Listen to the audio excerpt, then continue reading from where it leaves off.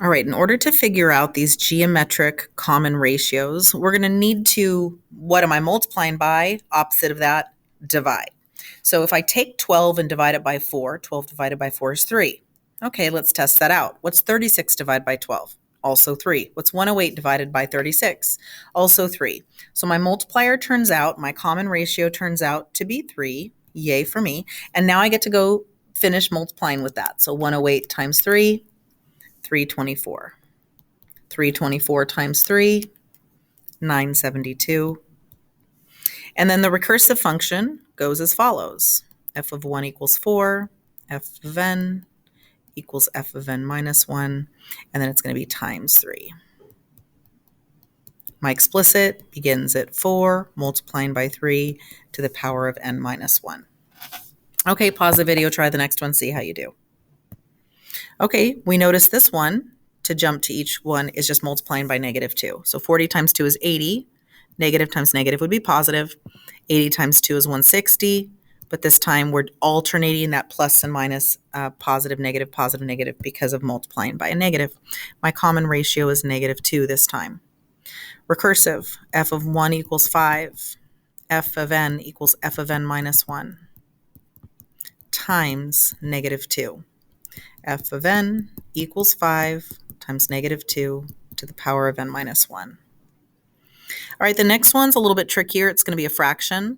162 divided by 243. Let's see what that gives us. 0.67. Let's test the next one.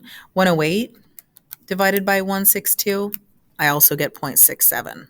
So my common ratio, 0.67, is also known as the fraction 2/3. So my multiplier, my common ratio, is times 2/3. So 72 times 2 divided by 3, 48. 48 times 2 divided by 3. And so on and so forth.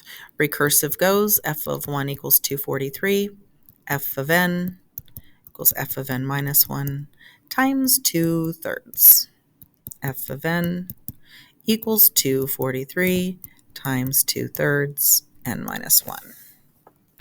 Okay, we did these two graphs in class, but here's a quick reference for you. Oops, I don't want that.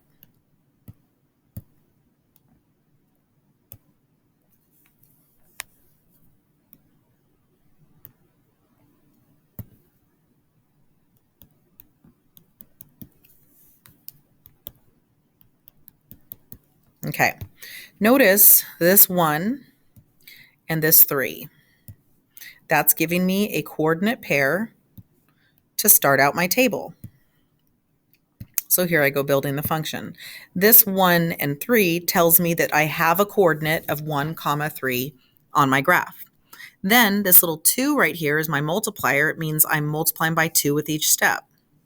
So if I continue this table down, I'd go 3 times 2 is 6. 6 times 2 is 12, and so on. I also could go in the other direction. So when I go backwards, I would divide by 2, like get 3/2 or 1.5. And then in the other direction, I could also divide by 2 again and get 3/4 or 0.75. Oops, that's a 0 and a -1, not a... Okay, now I've got enough values to make my graph. I just built a table. Now I just need to go graph it. So let's put a nice... Oops. Where's my straight edge? All right, let's make an axis like this. Too long.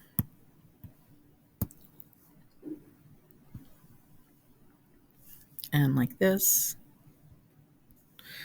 And I'm going to scale by 1, 2, 3, 4, 5. 1, 2, 3, 4, 5. And then 1, 2, 3, 4, 5. 1, 2, 3, 4, 5. Because I just need to get up to 12 so I can count by ones on this one. Okay, so I'm going to use a different color. Let's go graph that. Go put a dot at 1, 3, out 1, up 3. Go put a dot at 2, 6. Go put a dot at 3, 12. And then I also can go back to 0, 3/2. That's 1 1/2. Boop. somewhere in like right there. And then negative 1/3 is like, boop, somewhere maybe right there. Do your best. All right, now we're going to connect this and make it go in a curve because exponential functions should be a curve, if I've done it correct. And it's going to get infinitesimally close. Say that to yourself. Infinitesimally close to the x-axis in that direction. So functions, all functions are continuous, which means that they're connected. Sequences are discrete. Functions, f of x equals, are continuous. So definitely connect that graph. All right, let's go build the bottom one. Here's one that's telling us some information right off the bat. It's showing here that there's no -1. That means it's a time 0. And it's showing right here that this function begins at 0, 3000. That's a value in the table. Then we can go in the negative direction at least one and get some positive values as well going the other direction. So what's happening to my function with every step? It's taking half of the previous value. So half of 3000 is 1500. Half of 1500 is 750. Half of 750 is like 375. What if I go in the other direction? You got it. It's going to double to 6000. Go ahead and make yourself an x and y axis over here.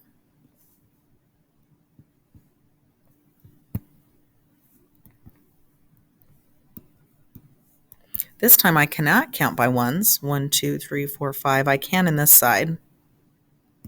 But what the heck are we going to count by on that other axis? Students in class thought, what about 500s? So go 5, 10, 15, 20, 2500, all the way up to 5,000.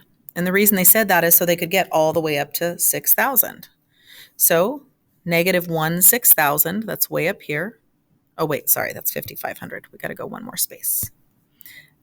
6,000, 0, 3,000, 1, 1,500, 5, 10, 15. So each line is 500. 2, 750, so 500 like midway right there. And 3, 375. And you're going to notice that again, we've got a curve going on. Oops.